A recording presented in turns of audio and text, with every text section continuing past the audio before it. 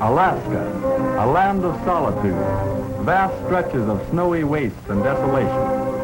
Alaska in the native tongue means great country, and in the minds of many Americans, it is great in size.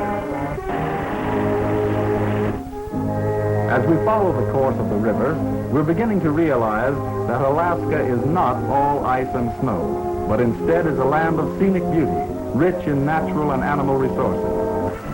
We're amused to see a mother and cub half playing, half intent on the business at hand. Need we say they're catching salmon for their lunch?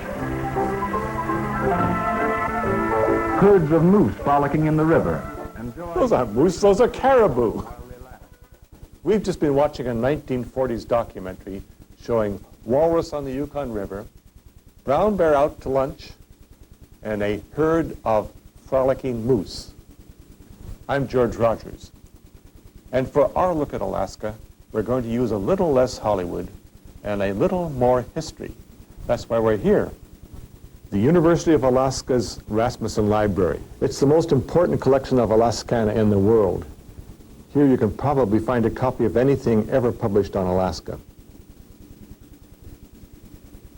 Our story is the history of Alaska transportation, and we'll be using these collections to show you how Alaska was opened up for exploration, settlement, resource development, tourism, defense. It's not an easy country to get into or to move around in. It's big. Laid on top of a map of the lower 48, it stretches from Washington State to Florida. And it's rugged. It has the tallest mountains on the continent, glaciers bigger than Rhode Island, millions of acres of muskeg, and a climate that, well, you've heard about that. In spite of all that, you've got to get into the country. You've got to get your supplies in, and you've got to get your fish, your furs, your gold or whatever out. Transportation is the essence of frontier life.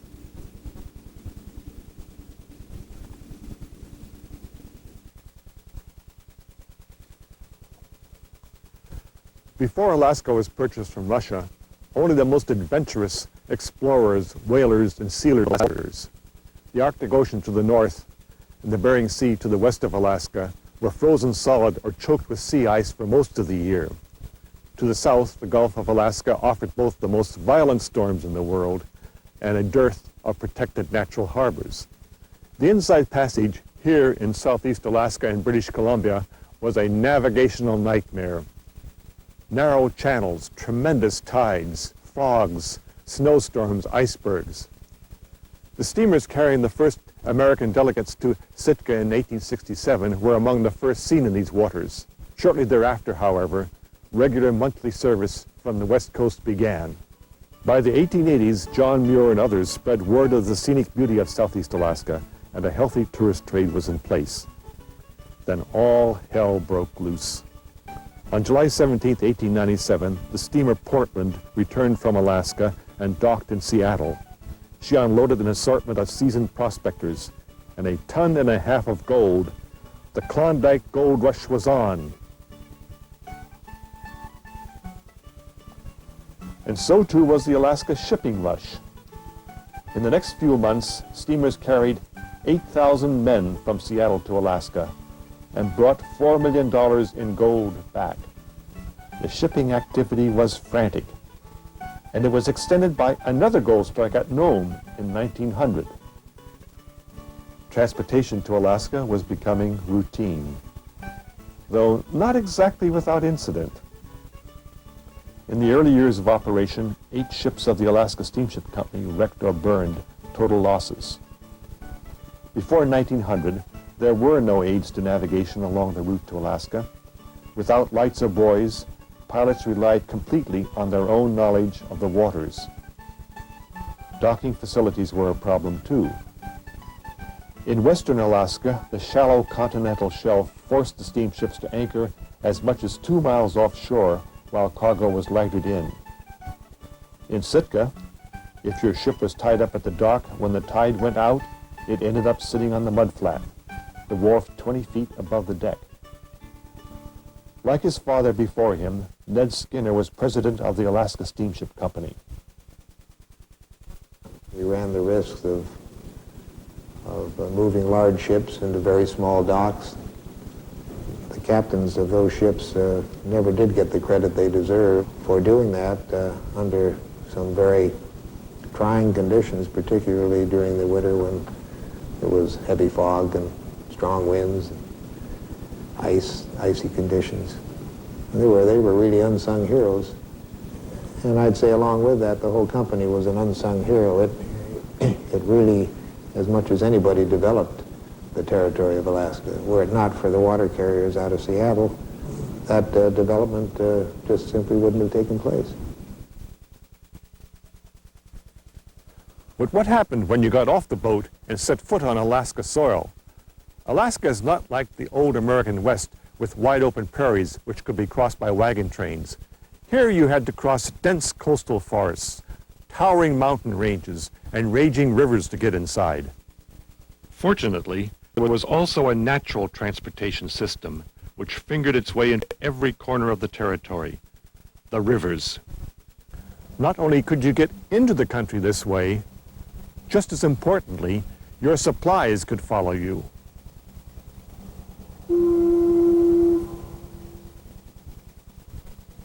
The first Russians and English fur traders constructed scows or rafts to move trade goods in and furs out. Later, poling boats, skin boats, and Indian birch bark canoes took their place on the river. Then in 1869, a little stern wheeler proved that the Yukon River was navigable for more than 1,000 miles from its mouth.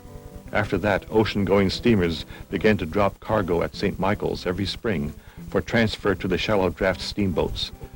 By the 1890s, steamboats were running all the way to Dawson, Yukon Territory. While this all-water route to the Klondike existed before the big strike in 1897, and was certainly a more comfortable way to travel, it could take 8 weeks. Most stampeders preferred to disembark the steamship at Dyea in southeast Alaska and take a shortcut to the Yukon River system, even though this meant climbing the Chilkoot Pass, packing or dragging a year's provisions. At Lake Bennett, the headwaters of the Yukon, they whipsawed lumber to build boats. They floated along Lake Bennett, through the Whitehorse Rapids, Lake LaBarge, and down the Yukon River to Dawson, 500 miles in all. During the height of the Klondike Stampede and the Alaska gold rushes that followed, more than 130 steam-driven vessels worked over 2,000 miles of Yukon River. Smaller steamboats were built to serve the tributaries, the Kayukuk, Chandalar, Porcupine, Tanana, Iditarod. But the mainliners resembled the palatial packets of the Mississippi, with lights, steam heat, grand dining rooms. One stern wheeler was the grandest of them all, 235 feet long, 44 feet wide. 80 passengers had deluxe cabins, each with hot and cold running water. At 12 knots, it was easily the fastest steamer on the river. That was this boat, the steamer Nenana. Richard Frank worked on steamer Nenana and saw the end of the stern wheeler's heyday. The first ones I seen was, I remember on the Yukon River, I believe it was steamer Yukon, but then they were off a distance. They never stopped. You know, we're in a fish camp. But the one that really impressed me was this steamer Nenana for the size of it. And right from here, it's pretty high. And just imagine just pulling this up to a fish camp or near a fish camp or to a village. It was pretty impressive. And that was one of my dreams, if I ever grew up, that I'd like to work on the steamboats. I started out here in 1942, and I stayed on the river until 1969.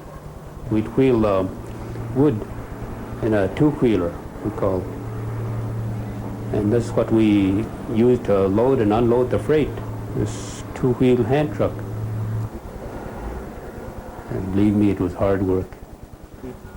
At Galena, we'd be unloading freight for sometimes 24 hours. And then at KUAC, you got probably another 18 hours of work there unloading freight. Go down to Nolado, which is about an hour and a half run, trying to get some more sleep, and then another 18 hours unloading freight. And this was practically the only transportation. There was hardly any airfields in the native communities along the river those days. So it served its purpose. It had a colorful life, I would say, both on the miners and for military purpose, you know, during the war, and for medical reasons. And of course, there was some tourism. And it's sad to see something as beautiful as this is just tied up and sitting idle. I come and visit here, reminiscing, of course, and just to see that it's being taken care of.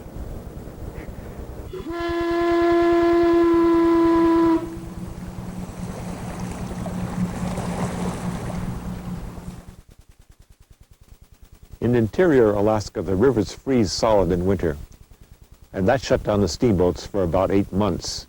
But the river system still played an important role in transportation. People, mail, and freight still had to be moved between camps and settlements. And before there was much in the way of wagon trails, the movement was by dog team.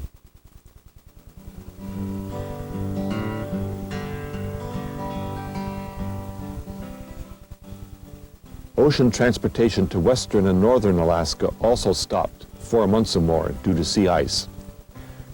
During this freeze-up, dog teams provided the only access to these regions from ports to the south. By 1901, following the opening of the White Pass and Yukon Railroad from Skagway to the headwaters of the Yukon, the U.S. mail was regularly carried 1,600 miles by dog team from Dawson, Yukon Territory, all the way to Nome. The United States Post Office let Star route contracts for 50 to 70-mile segments, and the mail was relayed along. Because any holdup by one carrier would cause delays all along the line, the mail carriers had to travel under any and all conditions. But there was always a roadhouse at the end of the day, usually 25 miles. There you got a meal of wild game stew for $2 and a bunk for another $2. By 1920, several hundred roadhouses dotted Alaska's trails.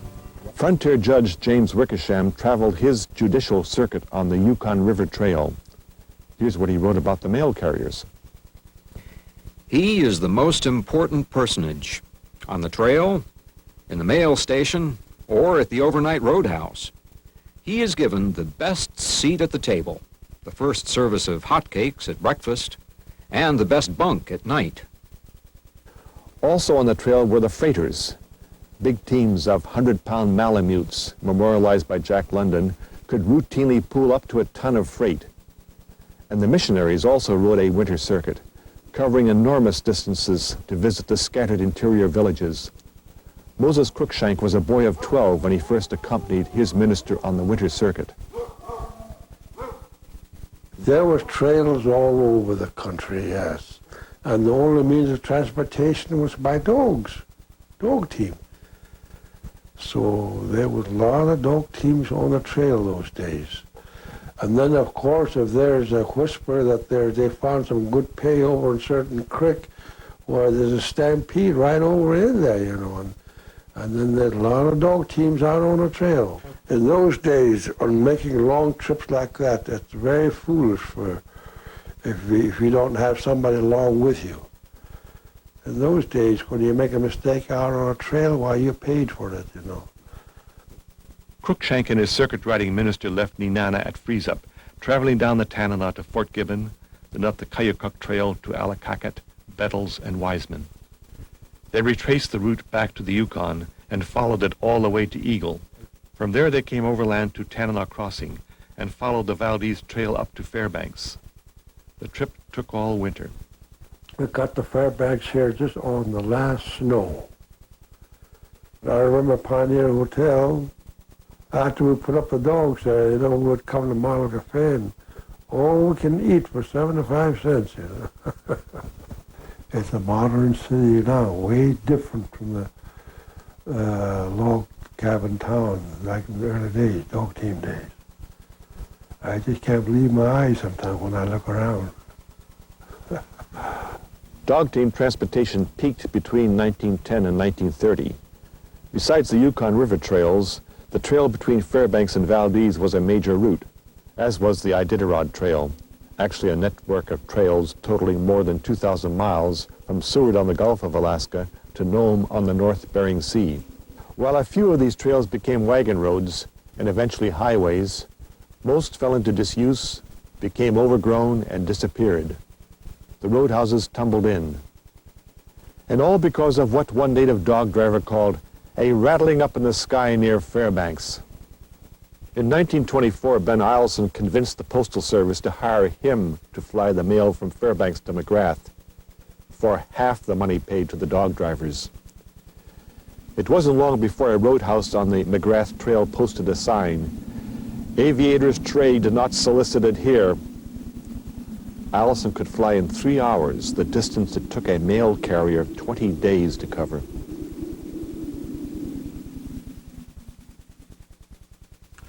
But before we get into aviation, there were two other important developments in Alaska transportation going on at this time, and both converging on Fairbanks. Before the Klondike Gold Rush, Alaska knew only coastal development. First there was whaling, sealing, and fishing. Canneries were built in the late 1870s, and even as late as 1892, 90% of Alaska's gold production came from coastal areas. But the Klondike turned people's attention toward the huge, undeveloped interior, and the stateside experience suggested a railroad was needed. In 1899, the White Pass and Yukon Railway, a West Pocket Railroad, was built between Tidewater at Skagway and the head of steamboat navigation on the Yukon. A few years later, the Copper River and Northwestern Railway was started to bring the rich copper deposits at Kennecott to the new port of Cordova. Dozens of other small lines poked inland to promising deposits. None outlived the productive life of the mines, and none linked Fairbanks, the Yukon Basin's largest city, with an ice-free port. By 1914, Alaska boosters persuaded Congress to underwrite a major railroad. The government purchased the Alaska Northern, which had 72 miles of dilapidated track heading north from Seward, and the Tanana Valley Railroad, a 34-mile narrow-gauge mining road. But railroading in Alaska was a very different proposition than it was in the lower 48. Alaska's climate and terrain swallowed up time, money, and labor. After 8 years of construction, President Warren Harding finally drove the Golden Spike at Nenana in 1923. Frost heaves, slides, washouts, glaciering, snowdrifts. Almost every mile of the line offered these obstacles at some time of the year. The dream of replaying the winning of the West dimmed.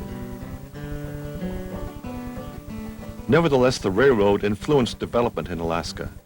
Anchorage was founded as a railroad camp, and the military, using the railroad extensively during World War II, built 5 of its 6 largest bases adjacent to it.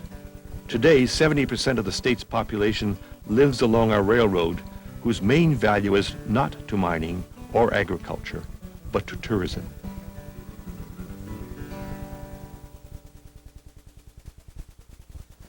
The Russians were in Alaska for almost 100 years. During that time, they built less than 5 miles of road. Over the next 30 years, up to the time of the Klondike Rush, we Americans, employing our industrial might and technical know-how, added another 5 miles. But gold got things rolling, and the military began construction of an all-American road to the Yukon from Valdez to Eagle. Still by 1903, things were not much improved. In that year, 3 U.S. senators toured Alaska, traveling over 6,000 miles, of which only about 100 miles were on land. They reported to Congress that in the whole territory there exists not a single public wagon road over which vehicles can be drawn summer and winter. They identified the lack of roads as the greatest obstacle to Alaska's development. In response, Congress in 1905 established the Alaska Road Commission, and though underfunded, systematic progress began. Major W.P. Richardson headed the commission, and he set out at once to extend a trunk line between open water at Valdez and Fairbanks, 370 miles inland. In its first 15 years, the Alaska Road Commission constructed over 1,000 miles of wagon road and almost 5,000 miles of trail. The philosophy of the organization was to let's build as much as we can to open up the country. And so that's what they did. They built a trail, and the trail evolved into a sled road in the wintertime, and that evolved into a wagon road. In the 20s, it became necessary to consider the automobile. And so by the 1920s, the Alaska Railroad had been extended to Fairbanks. The Richardson Highway was carrying automobiles from Valdez to Fairbanks, and Fairbanks was becoming the hub of the new aviation age. When Eielson began his historic mail flights to McGrath, no one had ever flown airplanes in Alaska's winter before. McGrath didn't have an airstrip, and the one at Fairbanks was short, with a few stumps and woodpiles here and there. In the spring, it was simply a mud hole. There were crack-ups, but Eielson proved that the airplane was made for Alaska. It didn't rely on a trail, didn't have to skirt the muskeg or the mountains. It could land on wheels, skis, or floats. That same year, in 1924, another young flyer came to Fairbanks, Noel Ween. He was the first to fly between Fairbanks and Anchorage, and between Fairbanks and Nome. He was also the first Alaskan to land north of the Arctic Circle. Eielson and Ween, Alaska's great aviation pioneers, were not at all alike. Ween was a cautious flyer who set out to make aviation a safe and profitable business. He succeeded. The airline he formed with his brothers in 1927 survived to become a modern airline. Eielson's vision was broader. He saw Alaska as nothing short of the air crossroads of the world. It's hard to see on a flat map. You'd think to fly from New York to Tokyo, you'd probably fly through San Francisco. Alaska would appear way out in left field. But these maps have their built-in distortions. The Earth, after all, is a sphere, and on a globe, the shortest distance between New York and Tokyo passes practically through Fairbanks. This kind of route, the shortest distance between 2 points on a globe, is known as a Great Circle route. Great Circle routes over the Arctic have become particularly important because they can link the industrial nations of Europe, North America, and the Soviet Union. The ideal route between Europe and the Orient would cross Russia. But if that is not possible, the next shortest route, widely used today, makes a dogleg around Soviet territory with a refueling stop in Alaska. This has become known as the polar route. Ben Eielson was determined to demonstrate Alaska's global significance in the dawning air age. And in 1928, along with the Australian explorer Hubert Wilkins, he completed the first trans-Arctic airplane flight from Barrow, Alaska to Spitsbergen. It was an enormously important flight from a scientific standpoint. Navigation near the pole is tricky. In order to fly a straight line, for example, across these converging meridians, you have to constantly change your compass heading. Instruments for this kind of flying did not exist until the Polar Gyro was developed by Scandinavian Airline Service in the 1950s. SAS was the first commercial airline in the world to begin flying the polar route, and the man behind those flights was Einar Pedersen. In 1952, we made a flight from Santa Monica to Thule and then on to Copenhagen. And it was the first flight that ever was made from across the Arctic in wintertime, and it also was the first commercial flight that was ever made across the Arctic. It was supposed to be very dangerous to fly over the Arctic in wintertime, but this flight proved otherwise. It was excellent flying conditions. We started planning on a route to Tokyo across the Arctic.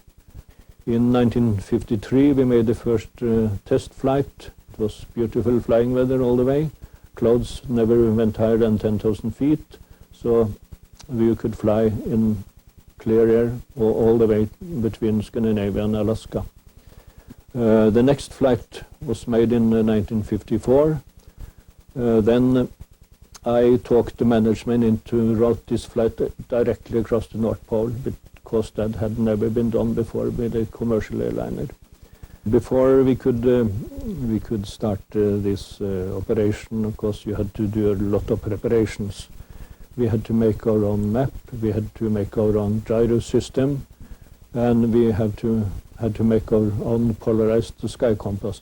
We had found out that it was possible to make a very good forced landing on the polar ice if necessary. So we equipped the airplane with sleeping bags, with polar suits, with guns for hunting polar bears, and with food for several months in case you should make a forced landing.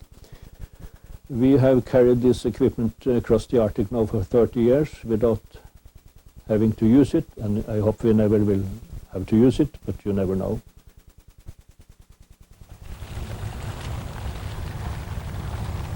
The explorer Stephenson predicted in the 20s that the Arctic Ocean would become the Mediterranean of the future. Ringed by the developed nations of the world, a thriving commerce would be propelled not by ships crossing between ports, but by airships crossing between airports. He may have been a little optimistic, but who knows? Look at the changes we've seen in Alaska transportation in little more than a lifetime.